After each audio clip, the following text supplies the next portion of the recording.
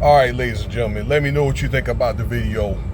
Like, share, subscribe, Cash App, $Winston Spivey. Let me get that like right here. Okay. So one side of my face is a little bit dark, but I'm pretty sure you know what I'm getting at. So amongst all the stuff, the politic talk and things of that nature, these guys are really doing it, but running their mouth. And the thing with Venezuela, that's something I'm gonna probably pay more attention to, because there's talk about a second strike out there, and then a land strike coming pretty soon. And I'm thinking that's the reason why they want to end that war over there in Ukraine, because all they're gonna do is go fight a war somewhere else. But that's definitely the beginning of the war of Armageddon. Okay, those two places. But amongst all that, or that aside, I wanted to talk about this Diddy thing here. Okay, the documentary, The Reckoning. All right, that 50 Cent that came out on Netflix. I thought I'd sign on to Netflix and download it so I can listen to it. It's a 4-part series. And the first part is pretty interesting. You're able to, if you're my age, I'm 54, okay? I think Diddy's 56, so growing up as, if you look like me, you kind of relate to, a lot of that culture and the music that went on back then and all that. And I was also, in college back then, okay?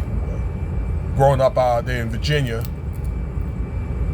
But yeah, you get to reminisce and you get to know some of the details of what went on behind the scenes and all that stuff, okay, from some of the guys back then that worked with Diddy.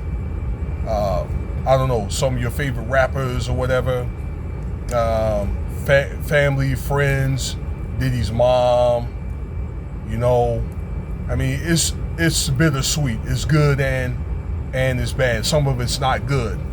But it's basically what it is I think that 50 Cent was on a revenge because Diddy stole his girl. That's just my opinion. All right, so basically it's just, trying to call a Diddy out to make him look bad. Now, this is part 1 of this, this series with The Reckoning, okay? And a lot of stuff that I can relate to, but maybe I didn't get all abreast on how Bad Boy was started, but I knew a lot of the artists at that time and things of that nature. So just it's basically where, and also his humble upbringings, where Diddy come out of Mount Vernon. It's a pretty nice area, okay? That kind of thing, where Diddy, his father, okay, was allegedly a mobster, or was supposed to be one. And her mom, the mom, it did different, types of labor. She said she was a bus driver. I understood that she was a teacher, and, she did work at night, maybe like a nightclub, and did some, some bar attendant work and maybe some other under the table stuff. We did a video here about they may have been doing a type of shot house type thing, okay, where when Diddy and a friend, when they were kids and things like that, they were in a room while the adults would do their thing, whatever they were doing, smoking, maybe getting it in and that kind of thing. All right. I'll say like this: if you got kids, don't let them listen to that documentary. Okay. So his humble upbringings, where he had a sister and all that, and his dad. His dad died or got unalive when he was, a baby and that kind of thing. All right. Hey, now one thing they don't talk about was, and Gene Deal said this back in the day, okay, when MREC TV started, that he went on record as to say that his dad was supposed to have got Bumpy Johnson locked up and that kind of thing. All right. And went and snitched on him, and turned out that whatever crew that they had a guy that worked in the New York police payroll, and he was taken out because of that. Now it's also alleged that the guy, I can't think, American Gangster right now, Frank Lucas, took him out. And all that's alleged and that kind of thing, okay? But his dad was in gang activity. Diddy did admit that, and he admitted, hey, that's the choice that he went through. So, Diddy really didn't get to know his dad like that, okay? But I think his mom wanted to, and, could have been the other crew and things like that. I think they wanted to try to give him the best life that they could without Diddy going through all that other stuff or whatever, you know what I'm saying? I know that he went to a Catholic school. I even talked about that he was in church, he was a choir boy, godly little choir boy, you know what I'm saying? And at one point, when he was an adolescent, I believe, that he went down to Harlem, okay, so he could learn more about the culture and that kind of thing, that kind of stuff. So at that time, it was kind of like the 80s, where they were getting away from the disco to the R&B and that kind of thing, so he played football. They don't talk about that. And then he ended up going to Howard University, all right, where he threw parties and that kind of thing because he needed some extra money. And it was alleged that he did pledge Alpha Phi Alpha, okay, doing that, and he had wanted to get in with Uptown Records with and meet Andre Harrell. So this is where Heavy D comes in and so forth, okay? And so yeah, Heavy D, they did come up back in the day, Heavy D and Al B. All right, and Al B, I believe that, I can remember I was 17 and, Al B was the man, okay? He was kind of like the face of that kind of New Jack Swing type thing. Okay, Teddy Riley them and Guy were doing their thing. And so this is when I believe R&B was kind of at the very infancy stages. We're kind of starting to turn into like the hip hop and things of that nature. All right. And, these guys were coming up. They were probably 18 or 20. And he was able to finally get an internship with Andre Harrell and Uptown Records, that kind of thing. All right, to help bring in talent, that kind of thing, help sell records, promote, and that kind of thing, because Diddy had that ability to do that, have a music for ear for music, I'll say, promote. Once again, bring in some guys, I believe Jodeci and Mary J. Blige, that he was able to link up with them and bring those guys in, and that kind of thing.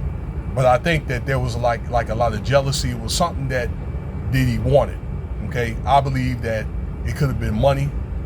It was alleged that he got kicked out of Uptown maybe over a woman. I did hear some allegations about Andre Harrell and Diddy having an exsexual relationship. So it could have just been like a lot of mess. Okay, but hey, that was a great time listening to those guys and all that. And they did speak about Diddy's having one of his first parties at a Masonic Lodge. Actually, I've heard that on The Truth Is, but they talked about that basketball game that they did out there, I believe SUNY, and the 9 people over there died. They got crushed in those doors because they sold too many tickets. Now, Diddy claims that, we couldn't let nobody in and that kind of thing. They wanted to get it anyway. But it was alleged that Diddy intentionally sold too many tickets. He knew that, okay? And it's also alleged that nobody got a refund during that doggone basketball game and all that. But I just understood from other podcasters, that's how he was able to get his foot in the door. That happened in 1991, okay, while all the other stuff is going on. So, once he got kicked out of, that's when he started the bad boy thing. He was able to get Biggie. I think Andre Harrell gave him that. Clyde Davis helped him get started and things of that nature. And then you have the Kirk Burroughs as the CEO that put in 25% of his money that talked about, and we talked about on this channel, he gave his own diary of what happened during that 6-year or 7-year, time span and things of that nature with their relationship, and how Bad Boy operated and that kind of thing. Okay, but one thing they don't talk about is some of that money was alleged to be drug money from a dude named Wolf. Okay, so there's some stuff that they're leaving out. Okay, like 75% of it was alleged to be from drug money, but nevertheless, Clive Davis helped them show the ropes and all kind of and that kind of thing, you know, with Biggie. And I think that Clive Davis and did as well as Diddy, you know, like he saw an opportunity, and with that, and he was able to get Mary J. Blige and Jodeci. Those guys were making a lot of money, like tons of money. Craig Mack and all that a little bit later on. Okay, so yeah, at that time I believe Diddy, and this is also when R&B was they wanted to fuse in rap beats and rap with R&B and that kind of thing. So that's why you get Jodeci with they had the Timbs on, the jeans, and you know all the street gear and that kind of thing. Mary J. Blige as well. All right, those guys are doing rap and R&B together. So you know it's really at their infancy stage, and they're really making a lot of money doing that. Particularly those guys are being young, and you know that era coming up and that kind of thing. So you know he was able to get some support. But once again, I believe it's jealousy. Also women. For example, Eric Sermon from EP&D had worked with him and things of that nature, and they worked on a song called The Crossover, and doggone Diddy stole his girl, what's that girl named? Mila, I believe, Mia. And I understood that Justin, they had Justin, his oldest son, by her. Okay, so Eric Sermon felt as though Diddy was a snake. Okay, so I think that Diddy it was always something that Diddy wanted, but Diddy was determined to be on top. He was determined to find a way to be the best, and you know it worked. But I think that he didn't treat people right. Also, allegation, he wasn't paying people right, and all that good stuff. Now, as Biggie was getting big and selling albums and things of that nature, Tupac and actually Biggie were getting along and that kind of thing. All right, that they were. Pac was letting Biggie go on tour, which I didn't know, and then he would let Biggie do his thing and all that, and Diddy was supposed to have been getting jealous and all that, okay, of Pac.